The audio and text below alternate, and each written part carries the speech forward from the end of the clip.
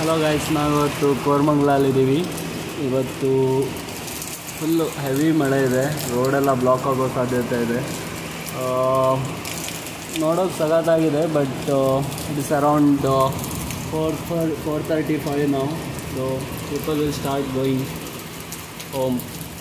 It is not a good time to rain, but it is looking good. Those two people are there, they are enjoying their life simply. They want to enjoy like that. They have good views there. ಅದೇ life ತುಂಬ ಚೆನ್ನಾಗಿದೆ, ಮಳೆನೂ ತುಂಬ ಚೆನ್ನಾಗಿದೆ. And clouds ಅಷ್ಟಿಲ್ಲ, but ಆದರೂ heavy ಮಳೆ.